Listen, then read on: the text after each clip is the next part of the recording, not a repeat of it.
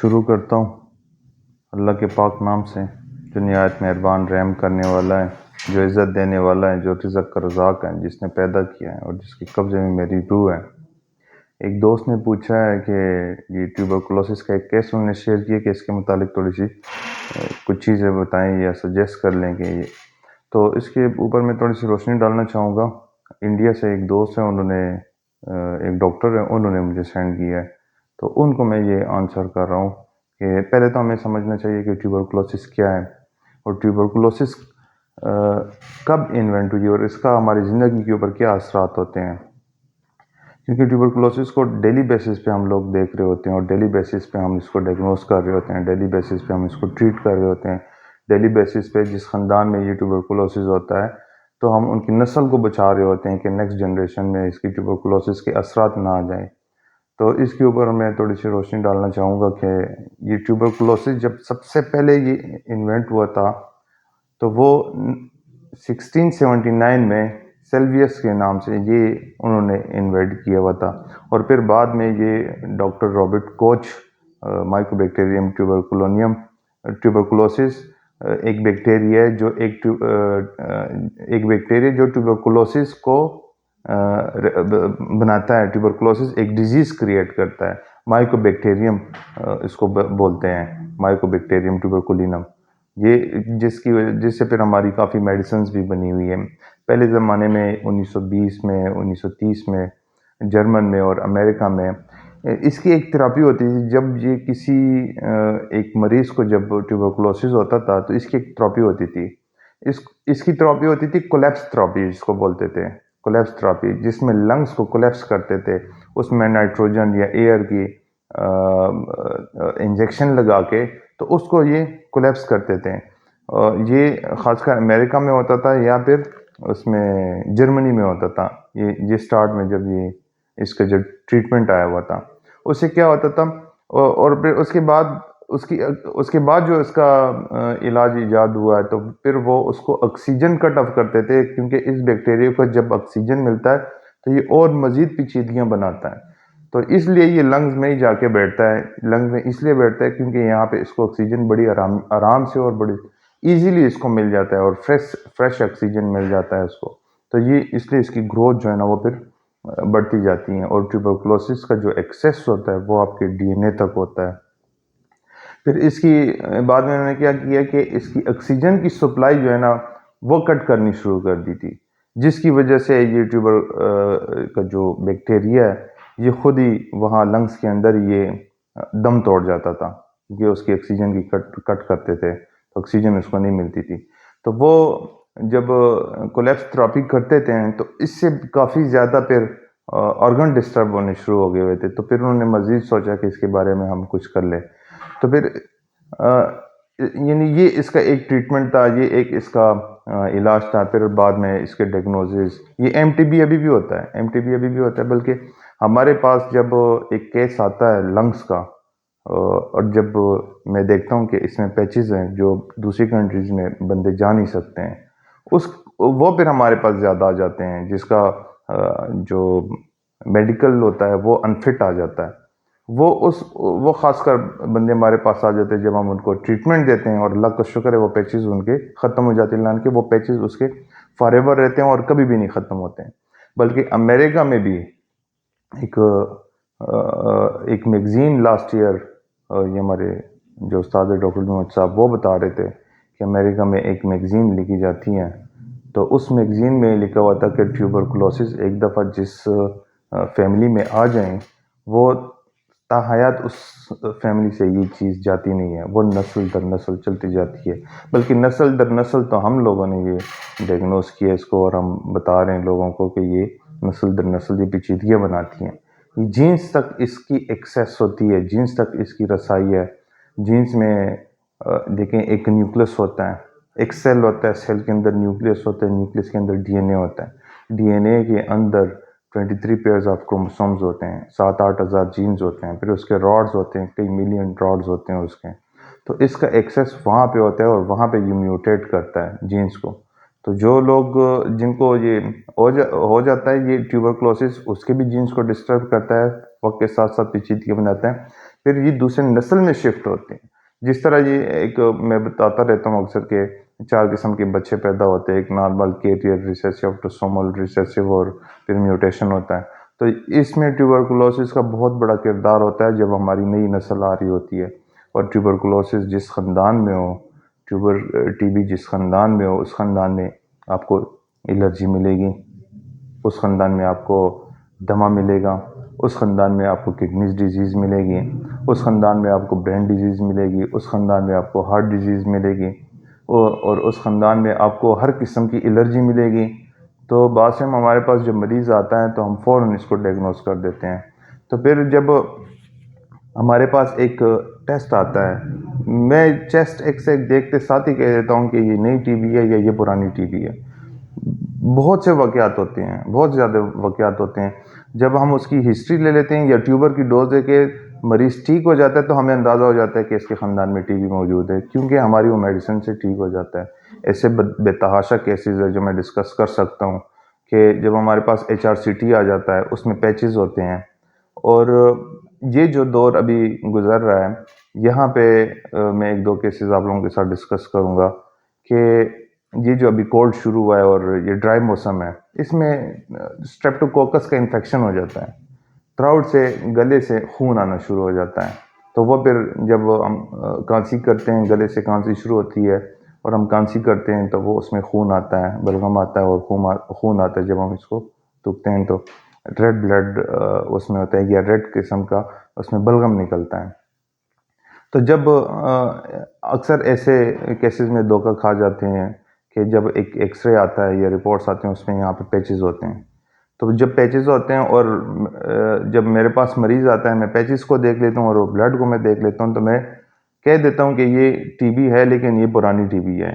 लेकिन मैं उसके साथ-साथ मौसम को भी देख रहा हूँ कि ये कौन-सा मौसम जा रहा है, क्योंकि ये ब्लड जो है ना आपका एक्यूट भी हो सकता है। तो इस तरह उसको डायग्नोस करने के लिए आपके फंगस के टेस्ट किए जाते हैं, आपके एमटीबी के टेस्ट किए जाते हैं। एमटीबी तो चलो जो पुरानी टीबी होती है वो भी डायग्नोस हो जाती है।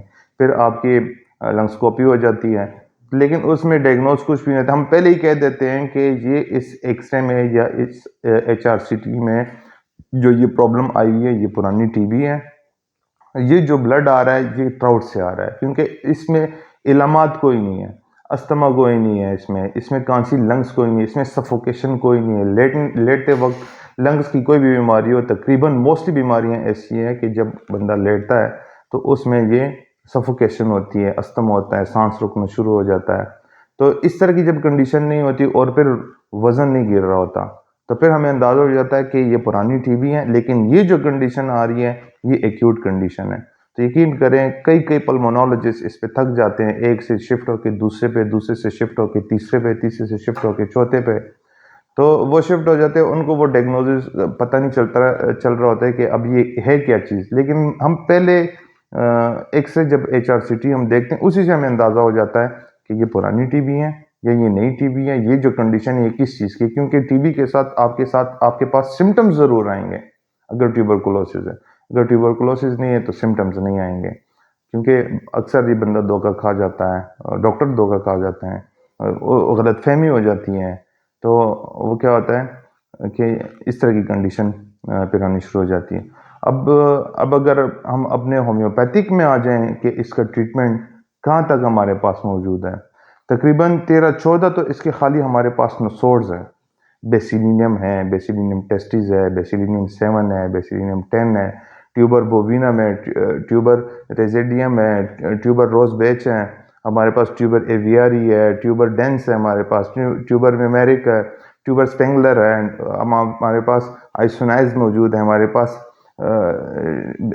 ये डेसेंट्री बेसिलिनियम मौजूद है, हमारे पास ट्यूबर कोच मौजूद है।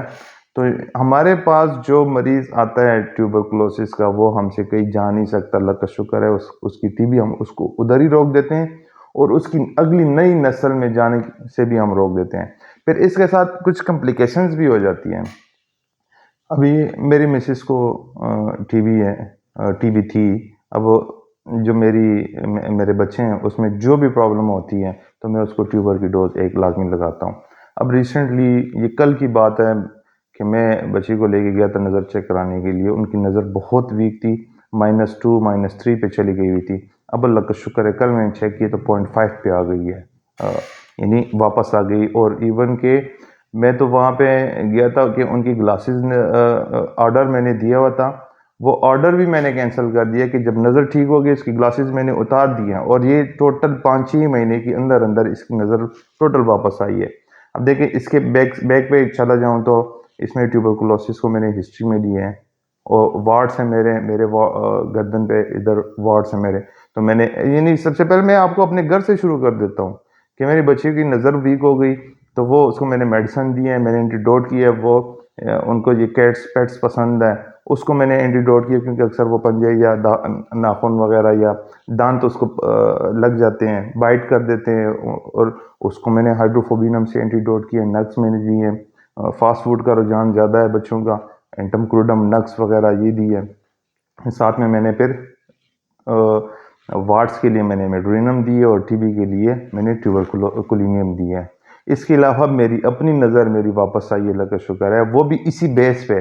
यानी मेरे कहने का मतलब ये है कि टीबी जो है ना सिर्फ उस बंदे को नहीं, आने वाली अगली नस्ल को भी तबाह कर देती है। हमारे पास मजदूर बच्चे आ जाते हैं, अल्लाह का शुक्र है कि जो चल नहीं सकते वो चलना शुरू कर देते हैं, जो बोल नहीं सकते वो बोलना शुरू कर देते हैं, जो सुन नहीं सकते वो अल्लाह का शुक्र है सुनना शुरू कर देते हैं, जो अब नॉर्मल स्कूलों में थे अल्लाह का शुक्र है कि वो नॉर्मल स्कूलों में आ गए हैं, जो बोल नहीं सकते थे उनके अपना एक तरीक़ाकार होता है, उनके अपने अपने स्कूल्स हैं, गवर्नमेंट लेवल पे स्कूल्स हैं। अल्लाह का शुक्र है कि वहाँ से मेरे पास जो बच्चे थे जो बोल नहीं सकते थे वो बोलना शुरू कर दिए, वो नॉर्मल स्कूलों में आ गए हैं। तो इसके पीछे क्या थी? इसके पीछे टीबी थी, ट्यूबरकुलोसिस से उनके ख़ानदान में।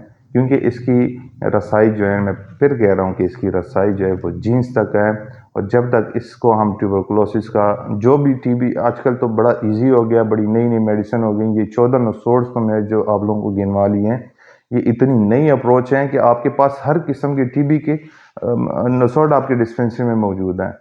तो हमें तो किसी चीज़ का कोई डर होनी ही नहीं चाहिए ट्यूबरकुलोसिस का। हम तो खुल के उसके साथ ईजी हो के तो हम उसके साथ जंग लड़ सकते हैं उस डिजीज़ के साथ, बल्कि ईजी हो के तो हम उसको इस बैक्टीरिया को हम जिस्म से किक आउट कर सकते हैं। आप ट्यूबरकुलोसिस की डोज लगा लें, साथ में जो भी टीबी आई है, जो रिसेंटली मेरे एक और केस जो ठीक हुआ था, जो जिसको स्पॉन्डिलाइसिस था, एचएलई और एचएलई स्पॉन्डिलाइसिस था, जिसके हाथ यूं थे, मैंने डिस्कस भी किया था। उसकी भी ट्यूबरकुलिनम कोच थी, ट्यूबरकुलोसिस कोच उसकी भी डिजीज़ थी, तो उसको भी मैंने वही नसोड़ लगाया जो उसकी ज़रूरत थी। तो अल्लाह का शुक्र है उसके हाथ खुल गए आप लोगों के सामने। वो तो बिल्कुल वो मेहनत मजदूरी कर रहा है वो लड़का, जिसके हाथ जॉइंट्स जो ख़राब थे, क्योंकि ये ट्यूबरकुलोसिस आपके सर के बाल से लेके पाँव के नाखून तक एक एक चीज़ को ये डिस्टर्ब करती है। आपकी ब्रेन को, स्ट्रेस लेवल को ख़राब कर देती है, डिप्रेशन, आई साइट्स को वीक कर देती है। एयर पे इसका इफेक्ट है। कॉर्पस कोलेब्रम जो ब्रेन का दो हिस्से दरमियान मिलते हैं, वहाँ पे इसका इफेक्ट होता है। ब्रेन ट्यूमर में इसका इफेक्ट है। जो बंदे जो मेंटली रिटार्डेड होते हैं बच्चे हैं, उसमें इसका इफेक्ट है ट्यूबरकुलोसिस का। मैं कह रहा हूँ कि ब्रेन से लेके पाँव के नाखून तक स्किन पे इसका इफेक्ट है। जो एलर्जी ठीक नहीं हो रही होती, हम ट्यूबरकुलोसिस की एक डोज लगा देते हैं, एलर्जी ठीक हो जाती है। हमारे पास जो किडनीज के पेशेंट हमारे पास आ जाते हैं, वो ठीक नहीं हो रहे थे, ट्यूबरकुलोसिस हम लगा देते हैं, ठीक हो जाते हैं। जो वैक्सीन एब्यूज़ हो, वैक्सीनेटेड हो और उसकी वजह से सप्रेशन पैदा हो, तो उसमें भी ट्यूबरकुलोसिस का बहुत बड़ा किरदार है। तो वो भी हमारे पास अल्लाह का शुक्र है कि ठीक हो जाती है। वो प्रॉब्लम ठीक हो जाती है, उससे कोई ऐसी कंडीशन नहीं आ जाती। हार्ट की प्रॉब्लम हमारे पास आ जाते हैं, लंग्स की प्रॉब्लम हमारे पास आ जाते हैं, गॉल ब्लैडर का इशू आ जाता है, लिवर का इशू आ जाता है। इवन के जब किसी को टाइफाइड हुआ होता है, हम टाइफाइडिनम लगाते हैं, बैक्टीरिया लगाते हैं, वो टाइफाइड नहीं ठीक हो रहा होता, तो उससे बड़ा बैक्टीरिया हमारे पास मौजूद है ट्यूबरकुलोसिस का। ट्यूबरकुलिनम की एक डोज हम लगा देते हैं, टाइफाइड दे देते हैं, बैक्टीरिया दे देते हैं, टाइफाइड उधर ही सेटल हो जाता है। कोई कभी फेल हुआ ही नहीं है ये वाला नुस्खा। कभी इससे मरीज आगे हमारी कोई मेडिसिन इससे आगे कोई गई नहीं है, ज़्यादा से ज़्यादा गई हुई है तो आर्सेनिक का एक डोज लगा देते हैं। तो ये हमारे मेंटल लेवल से लेके फिजिकल लेवल तक, और फिजिकली से लेके हमारी नेक्स्ट जनरेशन तक, जो ये हमारी जनरेशन को भी तोड़ के रख देती है ये ट्यूबरकुलोसिस, तो उसको भी, अगली जनरेशन को भी ये सेफ करती है। तो ये एक ताकि वो जो इंडिया के दोस्त हैं उन्होंने कहा कि इसकी कोई थोड़ी सी सजेशन दे कि इस पे हम क्या करें। अब इसके सिम्टम्स वगैरह और बाकी चीज़ें जो है बेस तो मैंने बता दी हैं, तो इसी तरह बाकी सिम्टम्स इसके साथ लगा लें तो इंशाल्लाह उम्मीद है ये ट्यूबरकुलोसिस आपकी ठीक हो जाएगी जो MTB इसमें डायग्नोज है। Thank you so much. अल्लाह हाफिज़।